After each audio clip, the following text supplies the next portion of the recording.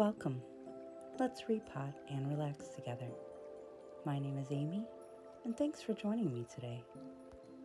For this, I'll be using Sol's Tropical Chunky Mix, as well as mixing in some Fox Farm Ocean Floor in order to help retain moisture.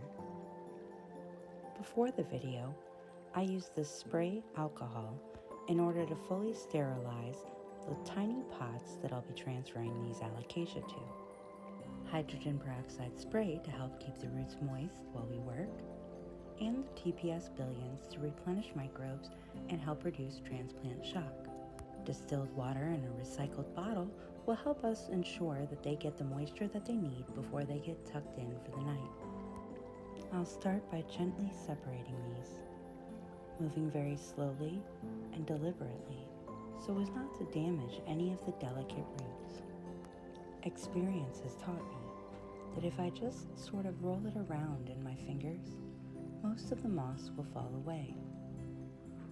This is an important step, as by the end, we will need to remove all of the moss from the roots while making sure we leave as much of the roots intact as possible. Sometimes the roots have grown entangled. What I like to do is just reach my fingers under the corm, being very careful. Just gently pull one away from the other. I'll repeat this process until they are all removed from the moss safely. This takes quite a bit of time, so I'm going to speed the video up here to ensure that you can see the whole process from start to finish.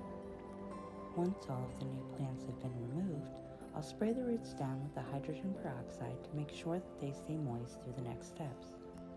We will now mix the soil. I'll be using 3 parts of the tropical mix to 1 part of the Fox Farms Ocean Floor. Once we have all of our ingredients, we will mix everything together really well to make sure that they are evenly distributed. Once mixed, I'll put about a ½ inch of soil in the bottom of this pot, making sure to tap it down so that it settles properly. Before going into the pot, all of the moss must be removed from the roots. I'll move slowly and carefully to ensure that I cause no damage. The moss retains moisture and makes it difficult for the watering process.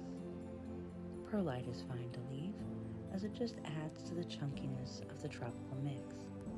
Once I get the roots settled in, I'll hold the plant where I want it to sit in the pot and then carefully fill in the dirt around it. I'll add just a little at a time, tapping the soil in so that it settles around the delicate roots without causing any damage.